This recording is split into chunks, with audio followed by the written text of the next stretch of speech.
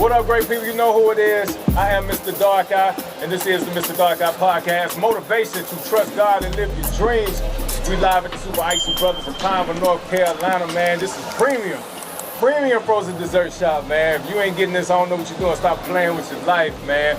But right now, I'm sitting with Isaac Ross. He's a junior at UMass Wide Receiver. What's up, bro? What's going on, man? Nice to meet you. Yeah, nice to meet you as well, bro, man. So you've been out here kicking it today, meeting and greeting with people or whatever. How your day been going? Man, been pretty good, you know what I'm saying? That's what's up. Yeah, good experience, you know, getting to do something like this, come out, holler at some younger people, you know, and just people in general, man, have a good experience. That's what's up, man. So have you had the opportunities to do this before, or this is kind of new for you? This right here, this is new. This is my first time doing something to this extent, like sitting down, signing autographs, and actually, you know, I'm used to taking pictures with family and friends, but you know, like people coming up, that's new to me. That's what's up, man. So the Super Icy Brothers sponsoring you. What's that partnership been like? You know what I mean? Like, how you feel about working with them? It's cool. You know, I feel like from the jump, I feel like it was a good idea because I feel like I'm a cool individual myself. And you know, Ices, they cool, so I feel like, yeah, that's something nice. And I'm a big fan of Ices. You know? Matter of fact, I had one of these before I was being sponsored by them at an event one time. You know, it was real good, and it's just crazy how it came full circle. Now I'm being sponsored by them. Man, that's what's up, man. Definitely, man. Super Icy Brothers on point, man. So you are now in a stage where the football life is taking it to the next level. Where did it start for you, though? As long as I remember, I always loved football. You know? I was told, because I can't really remember, but you know, my mama said from the time I started walking and running around, I was playing with the football. So I guess it just, you know, was always something I wanted to do, and then I seen that I could make a living off of it, so, you know, why not? Word. So football has been the only sport. Because I know sometimes people, you know, they play basketball, you know what I mean, other sports and stuff like that. So football has been the only one? Now, I played basketball throughout from my elementary all the way up to high school. I finished playing basketball in high school, and I run, you know, sometimes with my friends and whatnot, but football and basketball. So what was it about football, you know what I'm saying, that made you really connect with that? Just everything that comes with football, I feel like, you know. It's like they say, the smell of the grass, scoring touchdowns, you know, being with my teammates, getting that ball with my teammates. I feel like that's really what brought me towards football, and just, you know, I just gravitated towards it. I can't really, you know, give you a distinct answer, but that's it. Yeah, you feel like you got a brotherhood with your teammates? Yeah, for sure, you know, and just, you know, waking up every day, going to work, working hard, you know, they create a bond around one another, so I like that feeling that I get working out in a team setting with my teammates and whatnot. Facts. Because I think, man, that's important to be able to have that connection and energy between you and the people you work with, man. You know what I'm saying? Because it makes you better when you're surrounded by other people that's great at what they do and they love what they do or whatever. You know what I'm saying? Did you have any trouble kind of adjusting? How did they treat you when you first came to UMass? It was open arms. I was kind of quiet at first, you know, trying to get a feel for everything, but you know, there's a lot of people up there who just open their arms to me, you know, like saying what's up, asking me where I'm from, this, that, and the third, just to opening me up to the team and then to the school and whatnot. And then I had a close family friend, he was already up there, so I knew him, so that kind of helped a little bit. But for the most part, it was open season. Absolutely. So you coming from Charleston, though, what was that transition like? Like, what was that life like at Charleston versus going to UMass? Did you find it to be easy or a little difficult or kind of in between? It was kind of like in between. You know, I felt like with Charleston, it was kind of smaller, and then, you know, going to UMass, a larger school, you know, so having to get used to being at a larger setting. But football-wise, it was all the same, because I feel like football has just always been football, you know. Yeah, football is football, no matter where you go. Yeah, no matter where you go, know it's football. So. What's the staff like, the culture? You know what I'm saying? The coaches and everybody. How you feel about the coaching and everybody? We just got a new staff this year, and I love them. Yeah, we got a brand new staff came in January, and I done learned a lot. Like, within 6 months, I done learned a lot about football and myself as a player. You know, in just 6 months of time with this new staff being there, you know, and they willing to teach you and they want to coach you and whatnot. And I feel like that's one of my favorite parts about it, because my main thing was development. And I really feel like I've been developed a lot since they got here. Yeah, definitely, man. So you concentrate a lot on that part of it, you know what I'm saying? What goes on off the field, that's more important to you than what goes on the field? Yeah, I don't like to really, have one above the other. I try to like, keep everything centered, and I try to stay centered, you know what I'm saying, whether it's off the field or on the field, you know what I'm saying? So I don't really give one a boost over the other, for real. Yeah, man. I know some people, they love the off-season training, putting in the work and all that stuff like that, man. Do you feel like you intense with that? Do you know what I'm saying? Like, because I remember watching interviews with Kobe Bryant talking about how, he get up before everybody and his work ethic was just crazy. Yeah. You know what I'm saying? Like, do you feel like that's your energy about it all? Yeah, I feel like, coming from because initially I didn't have any scholarships coming out, and I just got a walk-on opportunity at Charleston Southern, so it was work from the jump, And like Kobe said, you got to put in work. That's kind of how I went about it, you know what I'm saying? Because coming on as a walk-on, you know what I'm saying, you probably don't get the respect that people on that scholarship players get, so you got to work harder than everybody. And that's just my goal every day, try to work hard and just put myself in the best position to be successful at the end of the day. Outwork everybody. Outwork everybody. That's it, man. You know what I mean? Like, cause you ain't gonna get it just handed to you. Right. You got definitely. Anything worth having, you know what I'm saying, it's gonna be hard to get. So yeah. So I'm really all for working hard, you know what I'm saying? Just trying to get better. I'm constantly trying to get better, whether it's mentally, physically, whatever it is, to take my game to the next level, I'm willing to do it. Yeah. Who are your, some of your athletic influences though? I like Michael Jordan. I mean, he before my time, but I just like the way he worked, you know what I'm saying? Like, one example, the last Dance documentary, how he talked about the stuff that he would do, you know what I'm saying, and the stuff he asked his teammates, but he was willing to do it too. Just about the hard work part, you know what I'm saying, and it take work to get to where you want to be. I like Stephon Diggs, Giannis Antetokounmpo, he came from his story. I like his story and how he worked hard and MVP of the league now, you know what I'm saying, just underdog stories and stuff like that, stuff that I feel like I can relate to, those type of athletes. Yeah, man, because I think at the end of the day, we all got to have a mentor, somebody to look up to and learn from, because they lay out the blueprint, you know what I'm saying, and they paved the way. And I believe that, if you can learn from them and be able to add that to your situation and build value that way, it's just going to make you greater. Right. You know what I'm saying? Because you learn it from greats. Yeah, and that's what I try to do. I try to take small pieces from different great athletes, whether it's LeBron, Tom Brady, Jordan, Kobe, just small stuff that they say they would do to help them be successful. Facts. What do you feel like is your greatest challenge? My greatest challenge? Like, what you struggling with? Like, you know what I'm saying? Like, what's that thing that you feel like you can't quite get over that hump yet?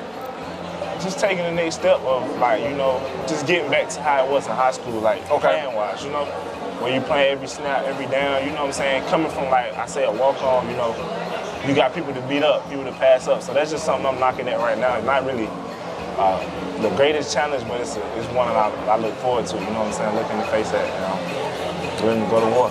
Yeah. It's a different level coming from Charleston to UMass, you know what I'm saying? Right. It made me think about the show All American. You watched that? Yeah, I watched the first season. Yeah.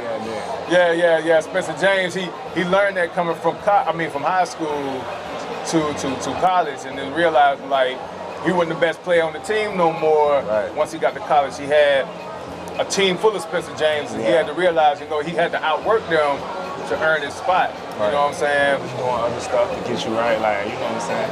Whether it's something mental, you know what I'm saying? Something like that, just something to give you an edge, or watching film, anything to give you an edge, because like you say, on this level, we all about the same athletic-wise, you know what I'm saying? And then you got different sizes and whatnot, so, anything to just take you over the edge on, Facts, man. Because I feel like it doesn't matter what we do in life, man. In order to grow, you just got to keep working at it. You got to keep going.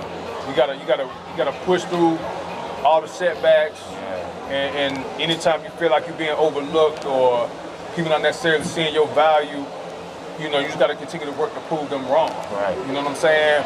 And eventually, because I feel like in the beginning, we the ones that believe in ourselves the most. Right. Everybody else gotta play catch up.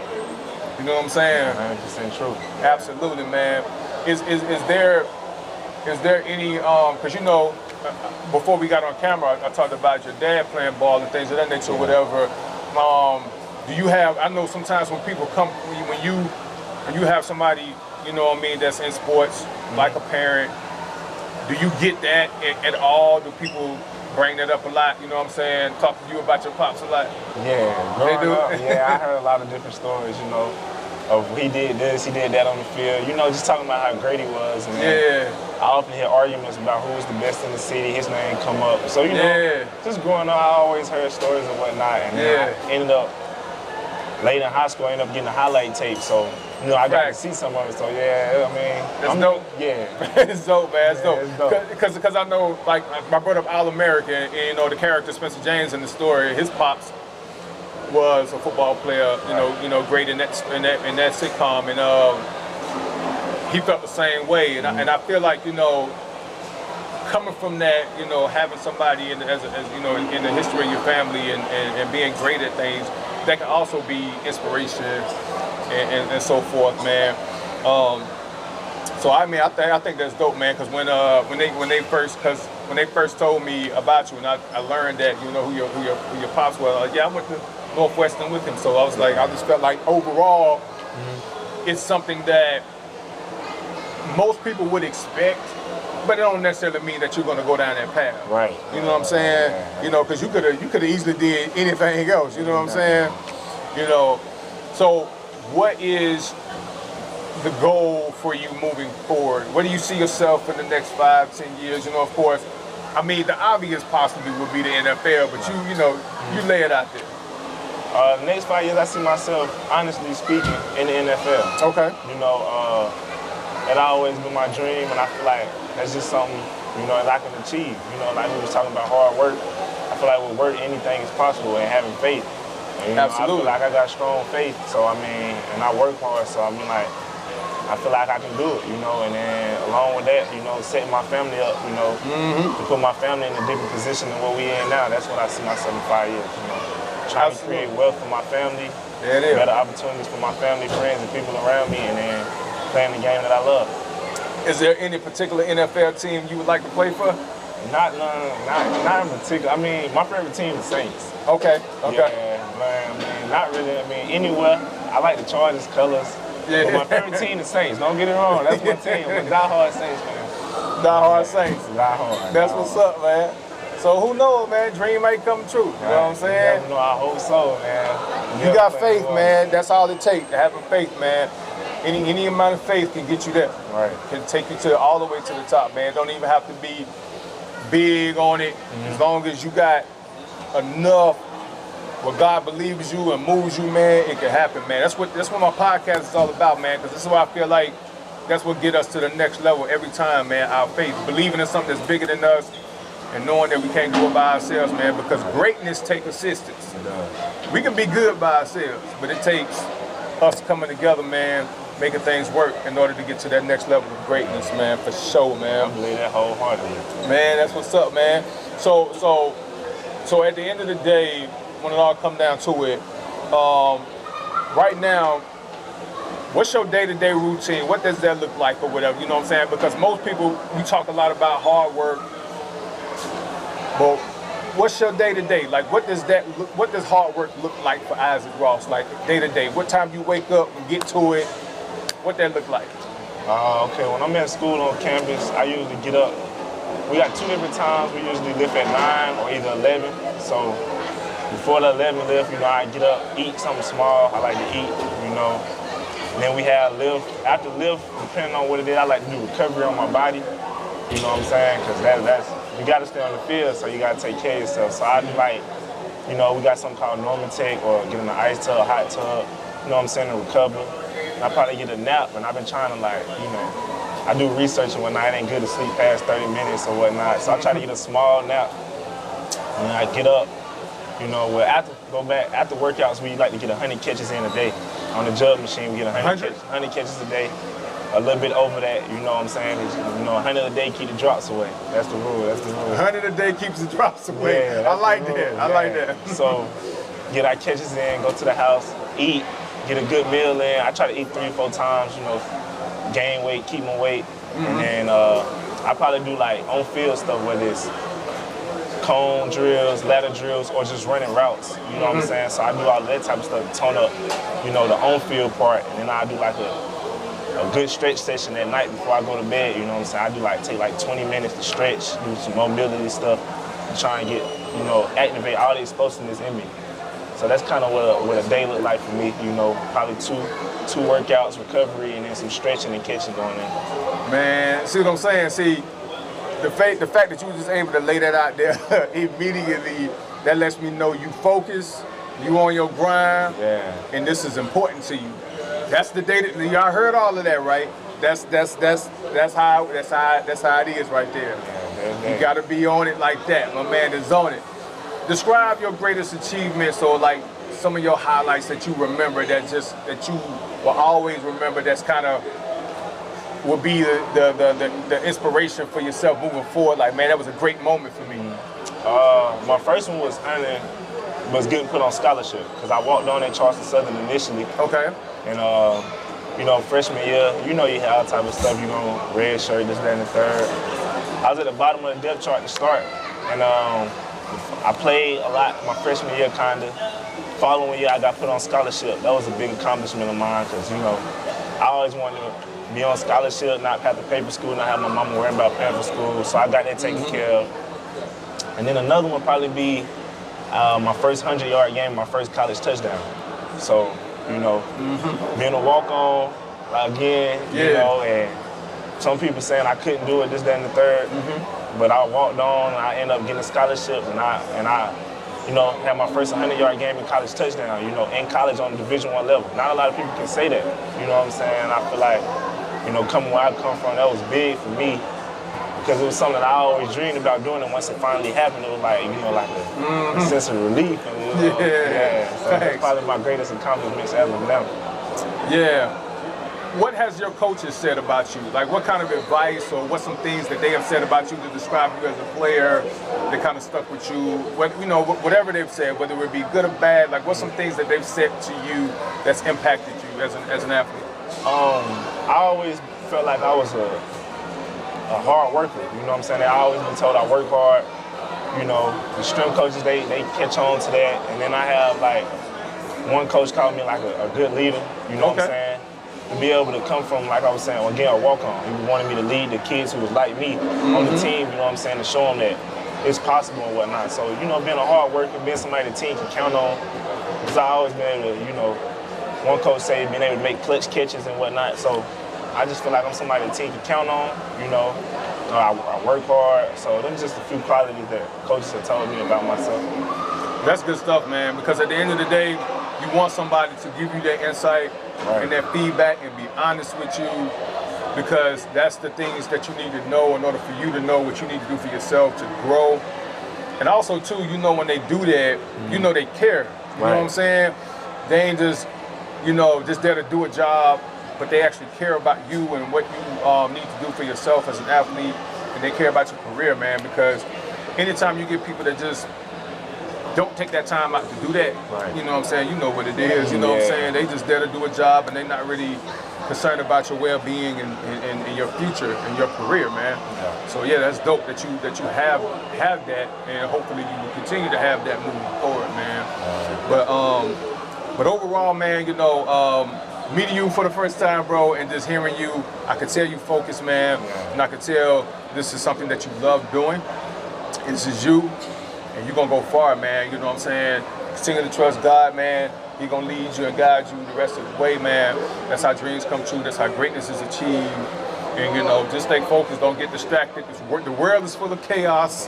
You know what I'm saying? There's a whole lot going on in the world, man, that can definitely distract us, man. But, you know, just know that that's what it's designed to do. Take you off your focus, because the enemy knows how bright your future is, sometimes more than we do. So he comes along, try to hit us with a bunch of craziness, man, to throw us off that, man. But like you said, your goals is to achieve things at the highest level and take care of your family and just continue to live out your dreams, man. So, man, proud of you, man, for what you've done. Congratulations to you. Appreciate and And we look to see more of you doing great things at UMass. You're a junior now, right? You're a junior, you know what I'm saying? So, man, just give him everything you got. Leave it all on the field. Continue that daily routine. Step it up anytime and every time you can. You know what I mean? That's what it is, bro. Yeah, I appreciate you. Hey, man, I appreciate you too, bro. Yeah. Isaac Ross, man, UMass, man. The future, man. He's gonna be doing great things, y'all. Don't forget the name or whatever. Any shout outs, anybody you want to show some love to? Man, just shout out to everybody who's supporting me, man. You know what I'm saying? Everybody in my corner. I appreciate everybody, man. You know, people helping me work out, whatever, sacrificing their time to take me places, whatever it may be. But I just shout out my corner, man. And everybody who believe in me and people like you. That's what it is, man. Mista Darkeye podcast definitely believes in you, bro. And like I'll say, like he said, make sure y'all continue to show up some love, man, because we got his back. Yeah. That's what it is. You've been listening to the Mista Darkeye podcast, man. Motivation to trust God and live your dreams, like my man Isaac, man. Yeah. Be sure to keep your eye on him, because he's going to do great things, man.